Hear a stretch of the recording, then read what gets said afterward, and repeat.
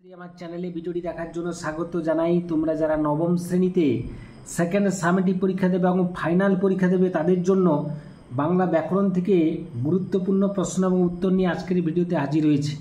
আশা করি ভিডিওটি শুরু থেকে শেষ পর্যন্ত মনোযোগ সহকারে দেখবে, তাতে অনেক উপকৃত হবে। তো চলো এবার শুরু করা যাক। তাহলে প্রশ্নটা জেনে নিই। রেখাঙ্কিত পদগুলি কোন শ্রেণীর পদ তা নির্ণয় করো। প্রথম প্রশ্ন, দারিদ্র সব গুণ হরণ করে। এখানে দারিদ্র কোন পদ? উত্তর হবে দারিদ্র হলো গুণবাচক বিশেষ্য পদ। পরবর্তী প্রশ্ন, শিশুর সরলতার তুলনা হয় না। সরলতার বা সরলতা কোন পদ? উত্তর হবে ভাববাচক বিশেষ্য পদ। তাজমহল এক অত্যাশ্চর্য সৌধ।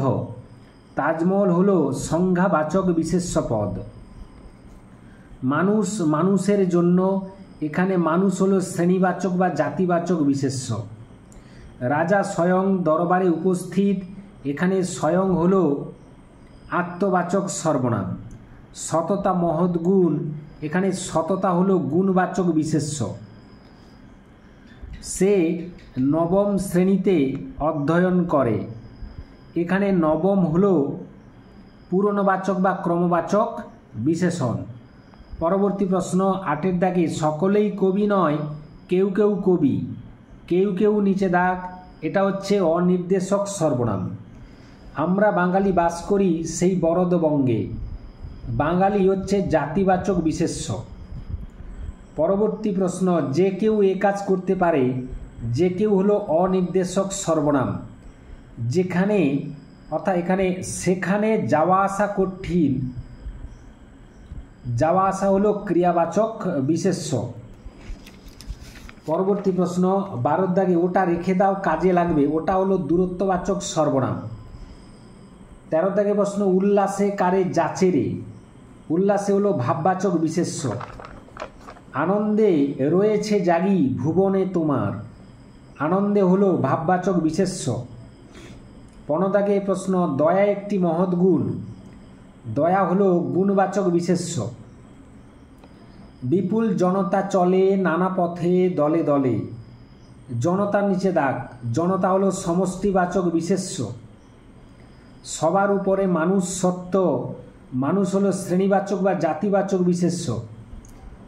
ও আমার দেশের মাটি তোমার পরে ঠেকাই মাথা। এখানে মাটি হলো বস্তুবাচক বিশেষ্য। লেখাপড়া শেখাই সেই রাস্তা। লেখাপড়া হলো ক্রিয়াবাচক বিশেষ্য। কান্না হাসির দোল দোলানো পৌষ ফাগুনের পালা। এখানে দোলানো নিচে দাগ আছে, দোলানো হলো ক্রিয়াবাচক বিশেষ্য। গাছেরও প্রাণ আছে। গাছেরও নিচে দাগ আছে, এটি হচ্ছে শ্রেণীবাচক বিশেষ্য। তাহলে গাছ হলো শ্রেণীবাচক বিশেষ্য। যিনি খান চিনি তাঁরে যোগান চিন্তামণি। চিনি নিচে দাগ আছে, চিনি হচ্ছে বস্তুবাচক বিশেষ্য। কে কে খেলতে যাবে। কে কে নিচে দাগ আছে, এটি হচ্ছে প্রশ্নবাচক সর্বনাম। সকলেই তার প্রশংসা করিল। সকলেই নিচে দাগ আছে, সকলেই হলো সাকল্যবাচক সর্বনাম। এর পরবর্তী প্রশ্ন আমরা চলে যাব 25-এর দাগে, হিমসাগর আম বেশ সুস্বাদু। হিমসাগর আম হচ্ছে সংজ্ঞাবাচক বিশেষ্য। যার যেমন ভাবনা তার তেমন সিদ্ধি। যার তার নিচে দাগ আছে, উত্তর হবে সাপেক্ষ সর্বনাম। আমি নিজে এ কাজ করেছি। নিজে নিচে দাগ আছে, উত্তর হবে আত্মবাচক সর্বনাম। আমরা সবাই রাজা। সবাই নিচে দাগ আছে, উত্তর হবে সাকল্যবাচক বা সমষ্টিবাচক সর্বনাম। শিশুগণ দায়মন নিজ নিজ পাঠে। নিজ নিজ রয়েছে, এটি হচ্ছে পারস্পরিক সর্বনাম। মম চিত্তে নীতি নিত্যে। মম নিচে দাগ আছে, এটি হচ্ছে ব্যক্তিবাচক বা পুরুষবাচক সর্বনাম। এটা কার বই। এটা নিচে দাগ আছে, এটা হচ্ছে সামীপ্যবাচক নির্দেশক সর্বনাম। এক ঝাঁক পায়রা উড়ছে। এক ঝাঁক নিচে দাগ আছে, এটি হচ্ছে সমষ্টিবাচক বিশেষ্য পদ। দৃপ্ত শাখা মেলে দেবো সবার সম্মুখে। সবার নিচে দাগ আছে, উত্তর হবে সাকল্যবাচক সর্বনাম। যত মত তত পথ। এখানে যত তত নিচে দাগ আছে, এটি হচ্ছে সাপেক্ষ সর্বনাম। খোদ রাষ্ট্রপতির হাত থেকে পুরস্কার নিলেন তিনি, খোদ নিচে দাগ আছে, উত্তর হবে আত্মবাচক সর্বনাম। রবীন্দ্রনাথ মূলত কবি, রবীন্দ্রনাথ নিচে দাগ আছে, এটি হচ্ছে সংজ্ঞাবাচক বিশেষ্য পদ। 25শে বৈশাখ, 25শে নিচে দাগ আছে, এটি হবে পূরণবাচক বিশেষণ পদ। 38শে দাগে গ্রাম ছাড়া ওই রাঙামাটির পথ, ওই নিচে দাগ আছে, এটি হবে দূরত্ববাচক নির্দেশক সর্বনাম।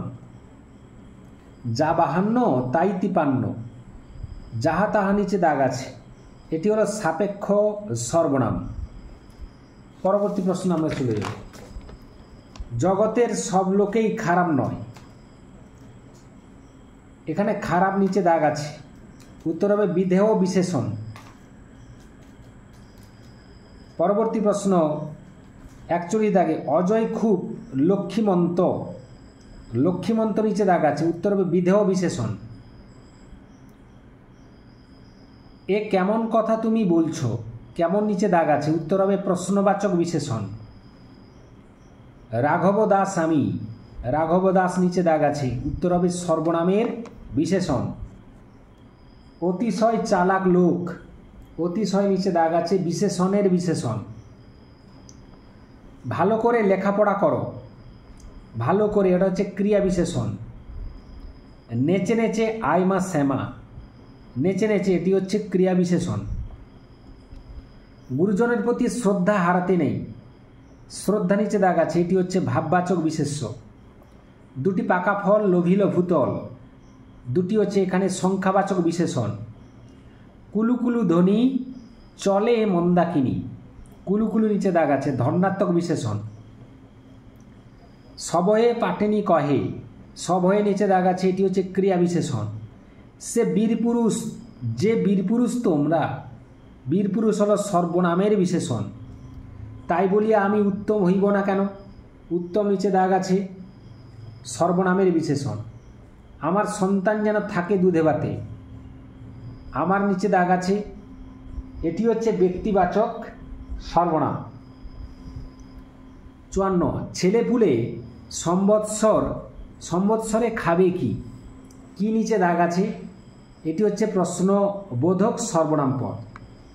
এরপরে শেষ প্রশ্ন, সবে মিলি করি কাজ হারি জিতি নাহি লাজ, সবে নিচে দাগ আছে, এটি হবে, সবে হলো সাকল্যবাচক সর্বনাম। এই ছিল আজকের ভিডিও। আশা করি ভিডিওটি ভালো লেগেছে, লাগলে অবশ্যই একটা লাইক করে দাও, শেয়ার করে দাও। চ্যানেলে নতুন হয়ে থাকলে চ্যানেলটি অবশ্যই সাবস্ক্রাইব করে চ্যানেলটির পাশে থাকো। ভিডিওটি এতক্ষণ ধরে দেখার জন্য ধন্যবাদ।